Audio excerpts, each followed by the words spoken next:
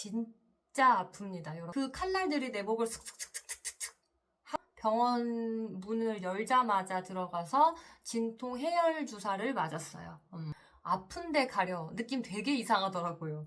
이게 진짜 가려운 게 사람 미치게 합니다, 정말. 안녕하세요, 이쁨이들. 오늘은 제가 수족구에 걸렸던 이야기를 한번 해보려고 하는데요. 일단은 결론만 말씀드리면 진짜 아픕니다, 여러분. 성인 수족구 아프다고 말만 들었었는데 정말 아팠어요. 저는 일단은 어디에서 이 수족구가 걸린 것 같냐면 워터파크에 갔었어요. 주말에 토요일에 갔었어요. 그때는 정말 아무렇지도 않았거든요. 그런데 갑자기 수요일 오후부터 몸살이 나기 시작했어요. 몸이 너무 아프고 열이 39도 정도까지 났었거든요. 어느 정도로 몸살이 왔냐면 서 있을 수 없을 정도로 몸이 두드려 맞은 느낌?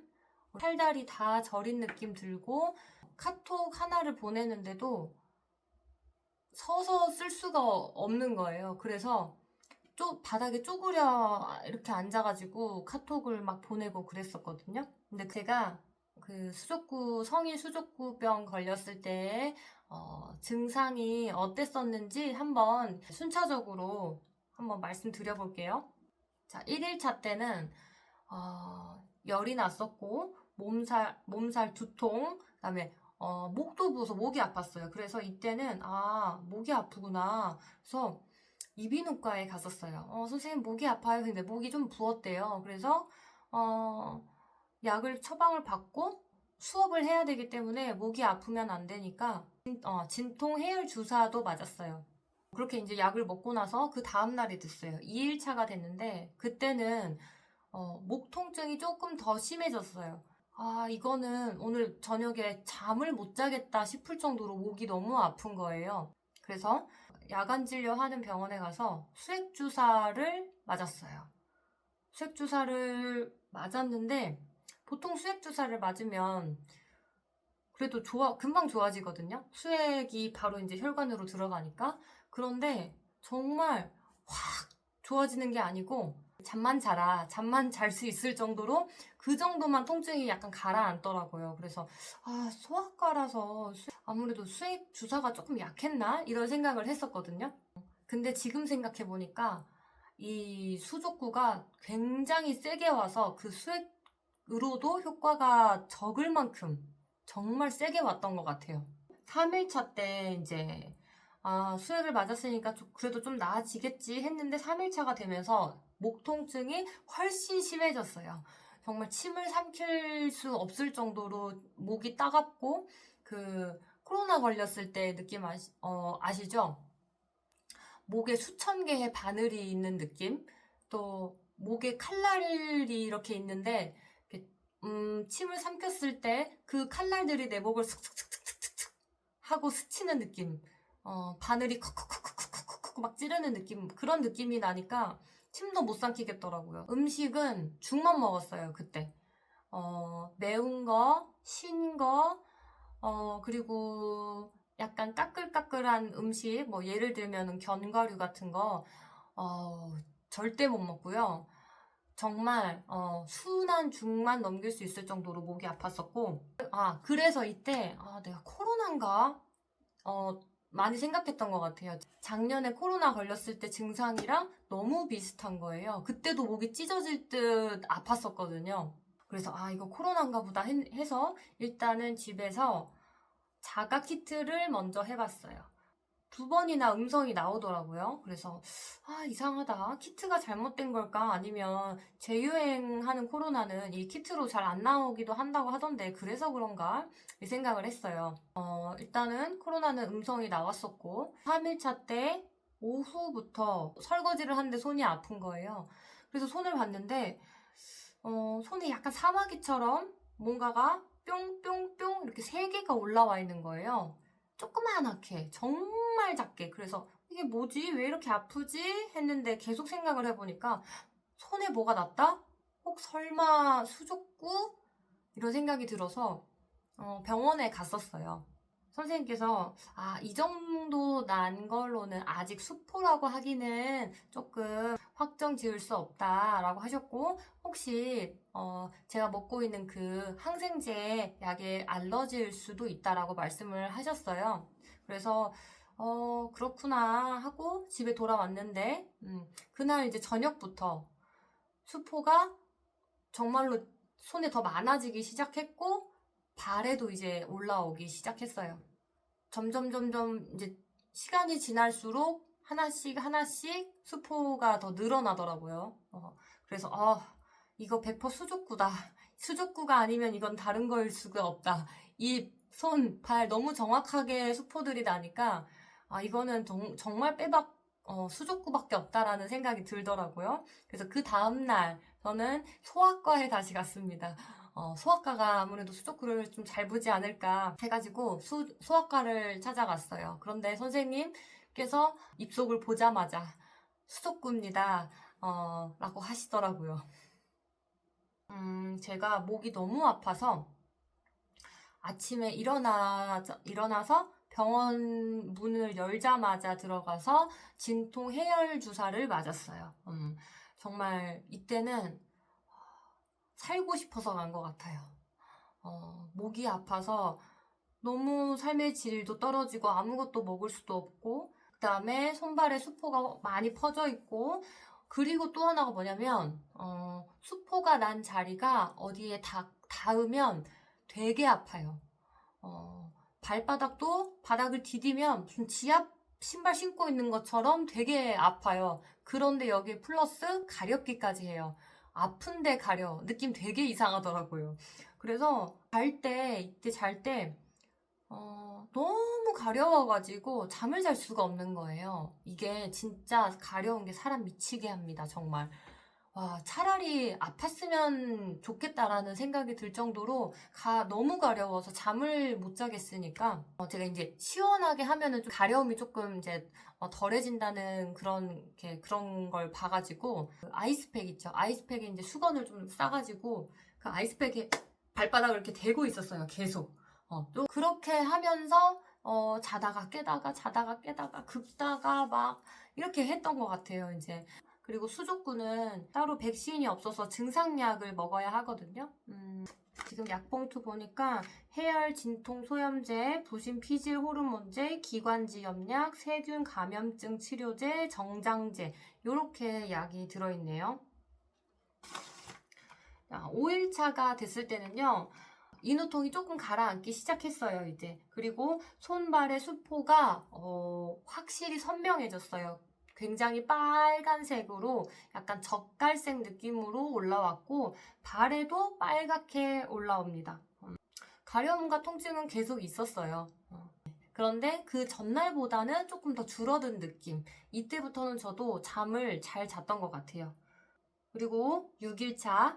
저는 너무 빨리 낫고 싶어서 약간 욕심을 좀 부렸어요. 그래서 저는 그 구내염에 바르는 연고 있죠. 페리덱스. 그거를 그 목구멍에 면봉에 묻혀서 그 연고를 입을 벌려서 목구멍에 막 발랐었거든요. 제가 요거 발랐었는데요. 스테로이드 성분이 들어있어서 선생님이 굳이 약을 먹는 동안에는 이 연고를 바르지 않아도 된다고 말씀을 해주시더라고요. 7일차 때는 목 통증이 많이 줄었었어요. 이때 이제는 좀 살겠다 이런 느낌이 좀 들었어요. 이제 고비는 넘겼다 이런 느낌이 들었고, 목 통증이 줄어드니까 체감상 컨디션이 올라가더라고요. 근데 병원에 가니까 오히려 그 입 안쪽을 보시더니 궤양은 전체적으로 더 많이 퍼져 있다고 했었는데 이상하게 저는 체감상 통증은 많이 줄어 있었어요. 이때 7일차 때도 파프리카랑 포도를 먹어봤는데 쉬니까 목이 따가워가지고 못 먹겠더라고요. 그때까지도. 그래서 아직은 목이 아프긴 하구나 그렇게 느꼈었고, 이때는 수포가 약간 딱딱해지더라고요. 그 빨갛던 수포들이 살짝 이제 색깔이 연해지면서 좀 딱딱한데 이런 느낌이 들었어요. 만졌을 때 느낌이 확실히 다르더라고요. 8일차 때는 목 통증 정말 많이 좋아졌어요. 이제 약간 신 것도 조금 먹을 수 있고 내가 매운 거 요런 거는 아니면 먹을 수 있었어요. 9일차 때 이제 목 통증은 없는데 수포들이 어떻게 변했냐면은 그 순간 접착제 손에 흘려본 적 있으세요? 그러면 그게 굳으면서 얇은 막을 형성하면서 감각도 되게 무뎌지고 손끝이 그 묻은 부분이 되게 딱딱해지거든요. 네, 딱 그런 느낌이었어요. 아마 붙어보신 분은 아실 거예요. 그때부터 한 이틀 정도 더 지나니까 이제 그 수포들이 완전히 마르면서 안쪽에서 새로운 살이 나면서 그 수포들이 이제 떨어지더라고요. 지금이 이제 그런 그 상황인데 약간 이런 느낌으로 이제 껍질이 벗겨지고 있습니다. 안쪽에서는 분홍색 새살이 돋아나고 있어요. 이게 지금은 모르지만 한 일주일 뒤에 심하면 손톱이 빠질 수도 있대요. 지금 없는 것 같아도 빠질 수도 있다고 하니까 잘 지켜볼게요. 그리고 8일차 됐을 때 저녁부터 저희 아기한테 수포가 나타나기 시작했어요. 턱하고 항문 주변에 수포가 올라오더라고요. 저는 이게 수포가 손, 발, 입에만 나는 줄 알았는데 의외로 항문에서 먼저 발견이 많이 된다고 하더라고요. 수족구 바이러스가 대변에도 이제 있는데 그 대변이 이제 엉덩이에 이제 딱 이렇게 묻어 있는 순간 그게 이제 그 균들이 이렇게 딱 옮나 봐요. 그래서 항문 주변에 잘 생긴다고 하더라고요. 그래서 이거는 진짜 100% 수족구다 싶어서 이제 소아과에 갔는데 선생님도 이제 이거 수족구 맞다. 입 안도 보니까 염증이 생겼다라고 말씀을 하셨고 근데 아기는 제 생각보다 컨디션이 너무 좋은 거예요. 이거 아픈 거 맞나 싶을 정도로 컨디션이 좋고 너무 잘 먹고 너무 잘 자서 되게 다행이다라고 생각을 했었어요. 아기는 첫째 날, 둘째 날 열이 있었어요. 첫날에는 열이 39도까지 올라갔었는데 그때 해열제를 먹으니까 열이 이제 떨어졌고 한 번 더 열이 났을 때 그때 이제 해열제를 또 다시 먹여서 열을 내렸었는데 그 이후로는 또 괜찮다가 그 다음날 또 한 번 37.5도까지 열이 오르더라고요. 그래서 이거는 약 먹이긴 좀 애매한데 해서 보니까 열이 자연스럽게 떨어지더라고요. 정상 체온까지. 이제 그래서 열은 그냥 그 뒤로는 안 났었고 그 다음날 이제 턱과 항문 주변에 수포가 올라온 거였고 그 다음에 입속에 수포가 살짝 있었고 입 천장을 보니까 빨간색 점점점점점들이 있더라고요. 근데 수포가 좀 적었는지 저희 아기가 워낙 먹성이 좋아가지고 엄청 잘 먹었거든요. 그래서 빨리 나은 건지 아무튼 아기는 4일 만에 다 나았어요. 병원에 가니까 선생님이 입속 보시더니 수포가 이제 전염력이 없는 상태가 됐다 하고 이제 어린이집 등원 소견서 써주시더라고요. 또 수족구는 또 전염력이 굉장히 강하기 때문에 이 소견서가 있어야 어린이집을 다시 등원을 할 수 있거든요.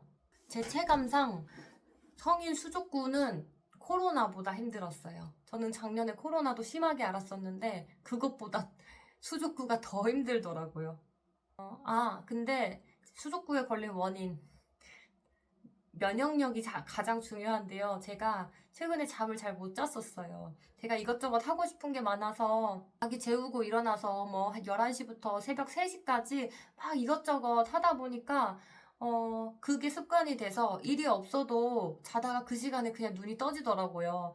그러니까 눈 떠지는데 할 거 없으니까 핸드폰 보고 있다가 한 또 4시쯤에 자고 그리고 또 일어나서 한 7시 반쯤 일어나서 아기 이제 등원 준비하고 등원시키고 그다음에 수업 일 다녀와서 또 하루 종일 또 막 뭘 하다가 밤에 자다가 깨고 이런 생활이 계속 반복이 됐었거든요. 근데 이게 피로가 누적되면서 면역력이 엄청 떨어졌었나 봐요.